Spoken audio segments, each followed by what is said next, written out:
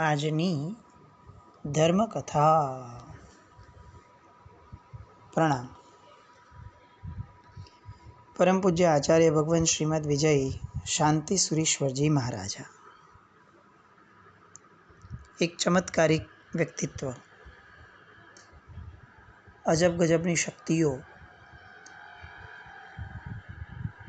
એના ધારક એવા ગુરુદેવ. જ્યારે કોઈ જીવને પોતાના આત્માની શક્તિઓનો અનુભવ થાય, પોતાની આત્મિક શક્તિઓની સંવેદનાઓ થાય, ત્યારે એ જીવ આ જગતની અંદરમાં જે પણ કાર્ય કરે એ જગત માટે આશ્ચર્ય હોય. કારણ કે એમની જે શક્તિઓ છે એ કંઈક અલૌકિક હોય. કોઈએ ક્યારે કલ્પી ન હોય એવી વાતો, કોઈએ ક્યારે વિચાર્યું પણ ન હોય એવા પરાક્રમો, અને કોઈ ક્યારે કલ્પના પણ ન કરી શકે એવું બધું જીવન આ આત્મિક શક્તિઓની સંવેદના જેને પ્રગટી છે, અનુભૂતિઓ, એની માટે સહજ હોય. આપણે અત્યાર સુધી ઘણી બધી વાતો સાહેબની સાંભળી, અને જેટલી સાંભળી કદાચ એના કરતાં ઘણી બધી વધારે સાંભળવાની પણ બાકી છે. એવું જીવન હતું એમનું. પ્રસંગ છે દિલવાડામાં, જ્યારે સાહેબ બિરાજમાન હતા ત્યારનો. એક મુનિ ભગવંત આવ્યા. એ મુનિ ભગવંતને બધા ભોલે મુનિ કહેતા હતા. સાહેબ દિલવાડામાં બિરાજમાન છે એવું ખ્યાલ આવ્યો એટલે ઘણા બધા લોકો ભેગા થયા. એમાં કેટલાક મહાત્માઓ પણ આવ્યા. એમાં આ મુનિ ભગવંત, જે એમના શિષ્ય પણ ન હતા, જે એમના સમુદાય કે એમના સહવર્તીમાં પણ ન હતા, અને એ આવ્યા. સાહેબની નિશામાં રહેવા પણ લાગ્યા. એ મુનિ ભગવંત જે હતા એ જન્મથી મૂંગા હતા,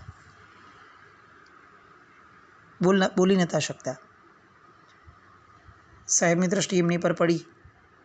દ્રષ્ટિનો પ્રભાવ, શક્તિપાત જે પણ ગણીએ તે, અને ધીરે ધીરે બોલવાના શરૂ થયા. કેટલોક સમય ગયો અને મુનિ ભગવાન જે છે એ લગભગ સ્પષ્ટ કહી શકાય એવી રીતે બોલતા થઈ ગયેલા. એક દિવસ અચાનક જ પ્રવચનની સભા ચાલતી હતી, અને શાંતિ વિજયજી મહારાજે અચાનકથી એ મુનિરાજને બોલાવ્યા. ભોલે મુનિ એમ કરીને બોલાવ્યા જાહેરમાં જ, અને કીધું કે હવે તમે પ્રવચનની શરૂઆત કરો. અને આ લોકોના સભાના જેટલા પણ પ્રશ્નો છે અહીંયાના લોકલ લોકોના, એ પ્રશ્નોના નિરાકરણ તમે આપો. કેવું લાગે? એ ભોલે મુનિની જગ્યાએ આપણે હોત તો આપણી સ્થિતિ શું હોત?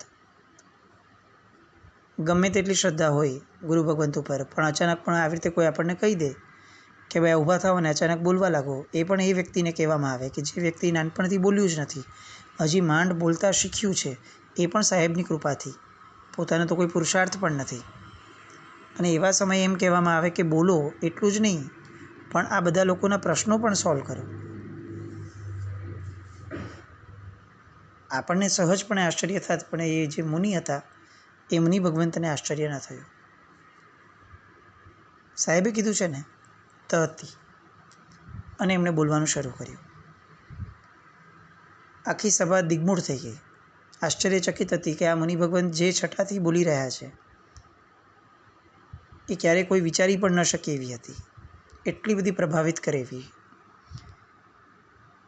એટલું જ નહીં, એમણે અલગ અલગ ગામોમાંથી જે અલગ અલગ વ્યક્તિઓ આવ્યા હતા, એ અલગ અલગ વ્યક્તિઓને એમણે ઇન્વાઇટ કર્યા કે તમને કોઈને કંઈ પણ પ્રશ્ન હોય તો તમે મને જણાવો.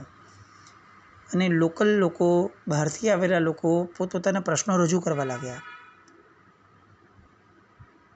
અલગ અલગ વ્યક્તિ અલગ અલગ સમયે પોતાના પ્રશ્નો અલગ અલગ પદ્ધતિના, અલગ અલગ વિષયોના, અને દરેક પ્રશ્નોને બહુ જ પદ્ધતિસર તે મુનિ ભગવંત અટેન્ડ કરવા લાગ્યા, એનું નિરાકરણ આપવા લાગ્યા. બધાને આશ્ચર્ય હતું કે આ કઈ રીતે આટલું શક્ય બન્યું હશે.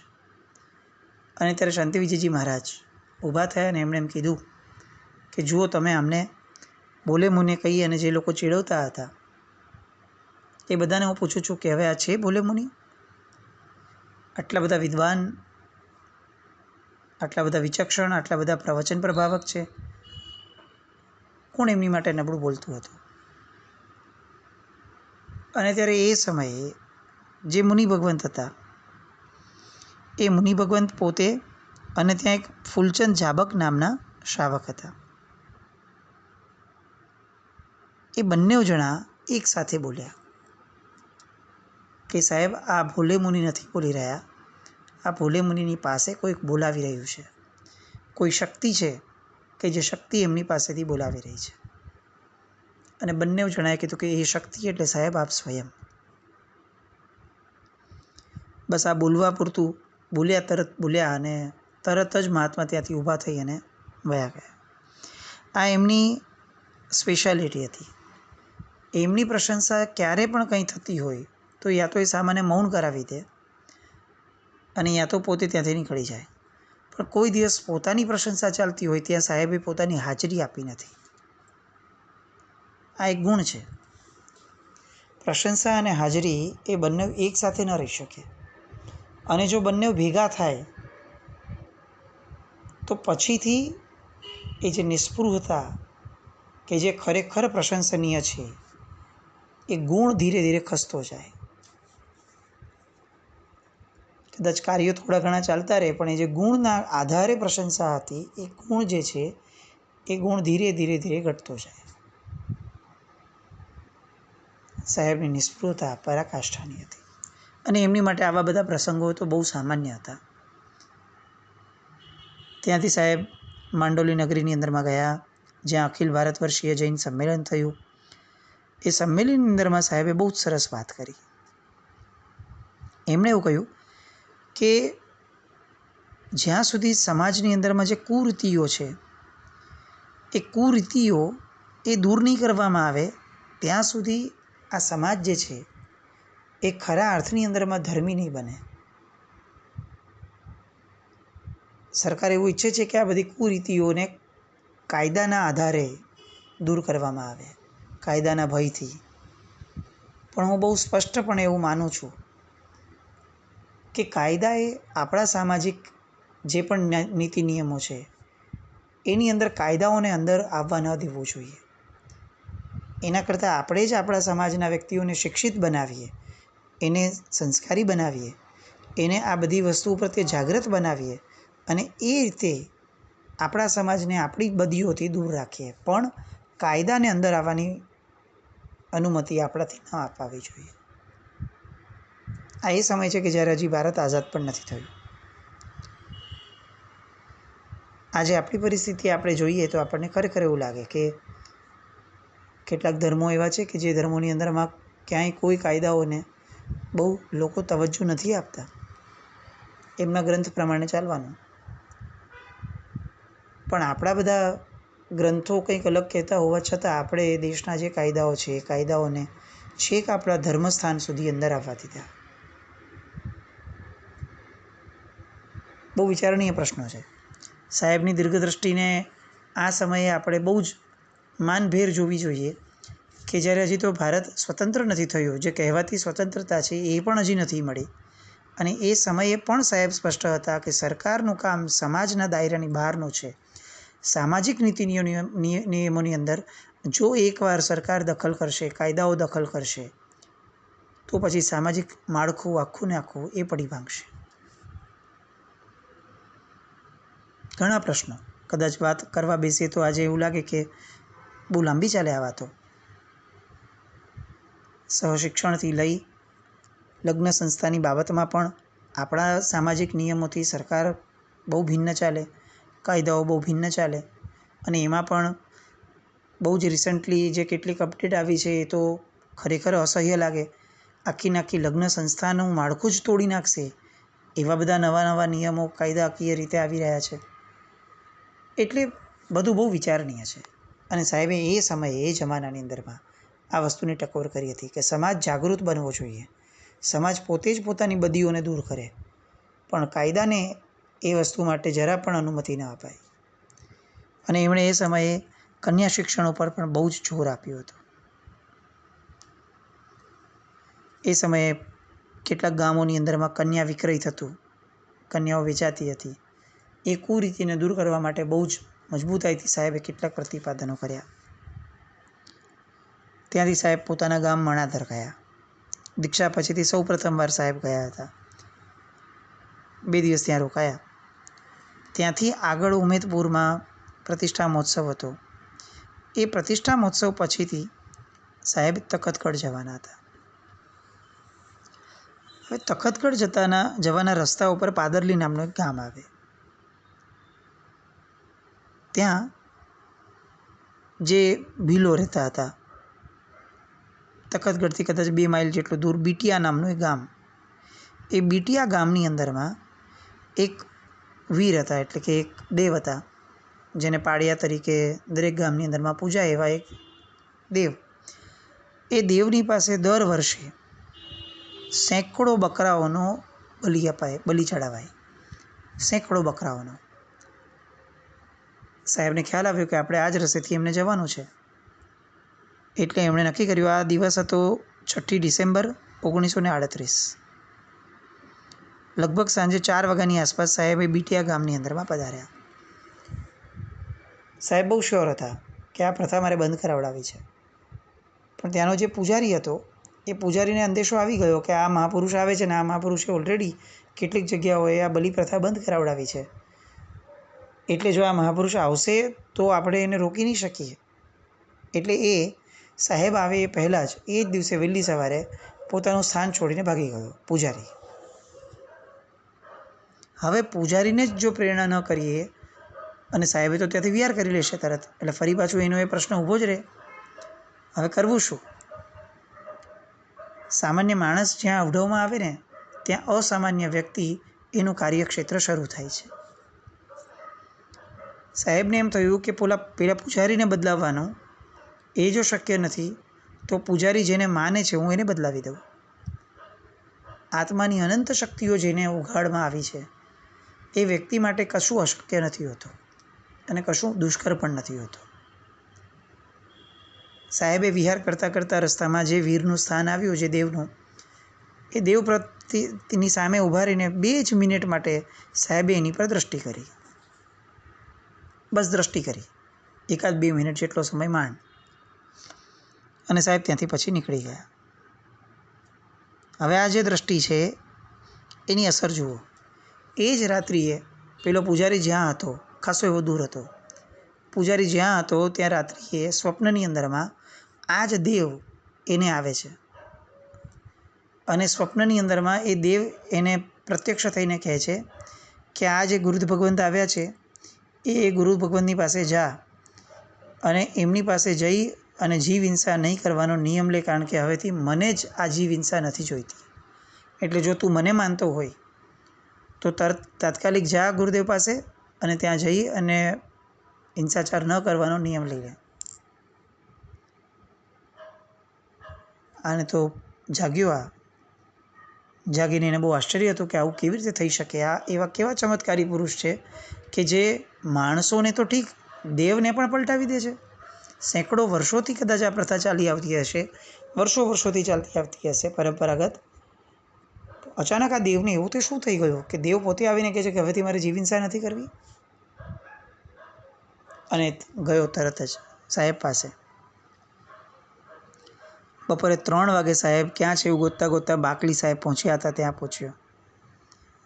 અને સેંકડો લોકો ત્યાં સાહેબ આગળ બિરાજમાન હતા.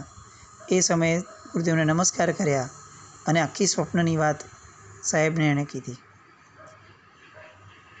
અને સાહેબે નિયમ આપ્યો કે આજ પછીથી આ વીરના સ્થાન ઉપર ક્યારેય પણ કોઈ જીવનો વધ નહીં થાય. અને પેલા સપ્રેમ નિયમ ગ્રહણ કર્યો. પ્રત્યક્ષ શક્તિઓ કરતાં પરોક્ષ શક્તિઓ એવું કાર્ય કરી શકે જે કાર્ય કલ્પના બહારનું હોય. વારંવાર આ વાત સાહેબના જીવન ચરિત્રની અંદરમાં આપણે ઉચ્ચારવી પડે એવી સ્થિતિ. સાહેબની અભ્યંતર શક્તિઓ અકલ્પનીય હતી. ત્યાં સાહેબ કેટલાક દિવસ રોકાયા. 70 વર્ષથી એ સમાજની અંદરમાં ક્લેશ હતો અને એ ક્લેશને સાહેબે દૂર કર્યો. ત્યાંથી પછી સાહેબ આગળ વધ્યા. પોમાબા નામનું ગામ હતું, ત્યાં સાહેબે પ્રતિષ્ઠા કરાવડાવી કુંતુનાથ ભગવાનની. ત્યાંથી સુમેરપુર થતાં થતાં બડગાંવ આવ્યા. આ બડગાંવની અંદરમાં પણ બહુ જ જૂનો ક્લેશ. હવે મજા જુઓ, કોઈ પણ ભોગે ક્લેશ દૂર નહોતો થતો. સાહેબે લગભગ 8 દિવસ સ્થિરતા કરી, પ્રવચનો આપ્યા. લોકો પીગળે પણ છતાં પણ દૂર ન થાય. બધાને એવું ખ્યાલમાં આવતું હતું કે આ 80% વસ્તુ તો પતી ગઈ છે, છેલ્લો ધક્કો કંઈક થવો જોઈએ. અને સાહેબે એક પ્રવચન અલગથી ગોઠવ્યું બહેનોનું. દીર્ઘદ્રષ્ટિપણું કોને કહેવાય? સાહેબે ગામના બહેનોનું એક પ્રવચન ગોઠવ્યું અને બહેનોને એ દિવસે સાહેબે જે રીતે આ જે પ્રશ્ન હતો કે જેને 70 વર્ષથી ચાલી આવતો હતો, એ જે ઝઘડો હતો, એ ઝઘડાના નિમિત્તે સાહેબે કેટલીક વસ્તુઓ એવી સમજાવી કે બધા જ બહેનો કન્વિન્સ થયા કે હવે તો આ ઝઘડો જોઈએ જ નહીં. એટલે સાહેબે છેવટે જ્યારે એમ લાગ્યું કે હવે બધા જ આ બાબતની અંદરમાં સહમત થયા છે, એટલે સાહેબે પૂછ્યું કે તમારું શું યોગદાન ગણું હું? અને બહેનોએ કીધું કે સાહેબ આપ કયો એ. એટલે એમણે એમ કીધું કે એ લોકો ઝઘડા વગર જીવી શકશે, ખાધા વગર જીવી શકશે? બસ આટલો અંદેશો એમણે આપ્યો, આટલો ઇશારો એમણે કર્યો. બહેનો સમજી ગયા. અને ઇતિહાસ એવું લખે છે કે ગામની અંદરમાં દરેક ઘરના બહેનોએ ઘરમાં જઈને એ દિવસે કહી દીધું કે આજ પછીથી રસોડાની હડતાલ.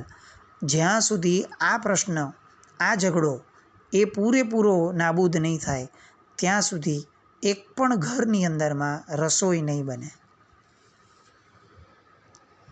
1 દિવસ, 2 દિવસ, ત્રીજા દિવસની સવાર થઈ અને બધા જ પુરુષો એ જાણે આ એક વસ્તુની સામે કમ્પ્લીટ શરણાગતિ જેણે સ્વીકારી લીધી હોય એ રીતે બધા ભેગા થયા, સાહેબ પાસે ગયા, હાથ જોડીને બધાએ માફી માંગી, પરસ્પરસ પ્રેમ ભાવ ભર્યા શબ્દો વહેંચણી થઈ. સાહેબે પણ પ્રેરણા કરી અને 70 વર્ષ જૂનો ઝઘડો એ ગામનો એ ત્યાં એનો અંત આવ્યો. સાહેબની શક્તિઓ, સાહેબની વિચારધારાઓ અદ્ભુત કહી શકાય એવી. ત્યાંથી સાહેબ ચૂલી ગામમાં ગયા. ત્યાં પણ કેટલાક વર્ષો જૂનો ઝઘડો હતો, એ પણ સાહેબે પૂરો કરાવડાવ્યો. હવે ત્યાં સાહેબ ગામથી કેટલાક કિલોમીટર દૂર, 2-3 કિલોમીટર દૂર એ કોઈક એક જંગલ જેવો એરિયા હતો, એના એક મિલ હતી. એમાં એ મિલની અંદરમાં, મિલ જેવા એક જર્જરિત મકાનની અંદરમાં રહેતા હતા. ત્યાં એક શ્રાવક આવ્યા, સાંજનો સમય હતો. શ્રાવકે પૂછ્યું કે સાહેબ કંઈ કામ છે? અને અચાનક સાહેબે, શાંતિ વિજયજી મહારાજ સાહેબે એવું કહ્યું કે એક કામ કરો, તમે થોડેક દૂર સાધ્વીજી પ્રમોદશ્રીજી મહારાજ સાહેબ છે, એ પ્રમોદશ્રીજી મહારાજ સાહેબને બોલાવીને એમ કહ્યું કે તમને શાંતિ વિજયજી મહારાજ સાહેબ યાદ કરે છે. પેલા ભાઈ તો ગયા, જે શ્રાવક હતા નગીનદાસભાઈ, એમણે જઈને કીધું કે સાહેબ આપને યાદ કરે છે. સાધ્વીજી ભગવંતે ના પાડી દીધી, એવું શક્ય જ નથી, સાંજનો સમય છે, સૂર્યાસ્ત થઈ ગયો છે, હવે કઈ રીતે સાહેબ અમને યાદ કરતા હોય? એટલે આવવા તૈયાર જ ન થયા કે આ કંઈક અલગ જ ઘટના છે, કંઈક બીજું ચાલી રહ્યું છે ને અમારે આ બધામાં પડવું નથી. થોડી વાર થઈ અને ઉપાધ્યાય મણિસાગરજી મહારાજ એ અચાનક સાધ્વીજી ભગવંતના ઉપાશ્રયમાં એ સમય આવી ગયા.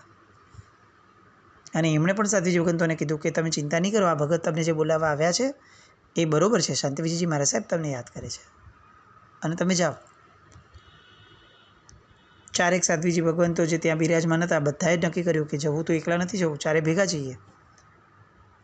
એટલે 4 સાધ્વીજી ભગવંત, પેલા નગીનદાસભાઈ ભગત અને ઉપાધ્યાયજી મહારાજ, એમની સાથેના 2 બીજા મહાત્માઓ બધા જ ભેગા નીકળ્યા અને સાહેબના દર્શન માટે સાહેબ જ્યાં હતા ત્યાં પહોંચ્યા. અને જેવા ત્યાં પહોંચ્યા એવું એમણે જે દ્રશ્ય જોયું, પોતાની આંખ ઉપર નહીં, પોતાના આખાને આખા જીવન ઉપર ભરોસો ન બેસે એવું દ્રશ્ય. સાહેબ ત્યાં બિરાજમાન હતા અને એમની બાજુમાં કેટલા બધા સિંહ, ચિત્તા, સાપ, વીછી, આ બધા આજુબાજુ વીંટળાઈને બેઠા હતા. એને એમાંથી એક સિંહ તો એવો હતો કે જેને સાહેબના ખોળાની અંદરમાં માથું ટેકવી દીધેલું હતું અને સાહેબ એના માથા પર હાથ ફેરવતા હતા. પેલા સાધ્વીજી ભગવાન એ તો આશ્ચર્યમાં ગરકાવ થઈ ગયા કે હું શું જોઈ રહી છું, આ કઈ રીતે શક્ય બને? આટલા બધા જંગલી પશુઓ એની વચ્ચે બિરાજમાન પૂજ્યશ્રી, અને આ બધા જંગલી પશુઓ પાછા શાંત ચિત્તે બેઠા આટલા બધા શાંત રસમાં, આ અશક્ય છે. એટલે પૂછે છે કે સાહેબ આ બધું કઈ રીતે શક્ય બને છે? અને ત્યારે સાહેબ એક પંચ લાઈન એમને બોલે છે કે જે ઘણી વાર સાહેબના મુખમાંથી એમના જીવનકાળ દરમિયાન નીકળતી હતી. સમસ્ત વિશ્વ અપના પરિવાર હૈ. સાહેબનું જીવન પણ એવું જ. પંચેન્દ્રિય મનુષ્યો આપણો પરિવાર છે એ તો ખરું જ, આ બધા તિર્યંશ પણ આપણો જ પરિવાર છે. આ ભાવ એ સાહેબના મનની અંદરમાં રમતો હતો એવું નહીં, એ આ પશુઓના મનમાં પણ રમે. કેવું લાગે સાંભળીએ તો?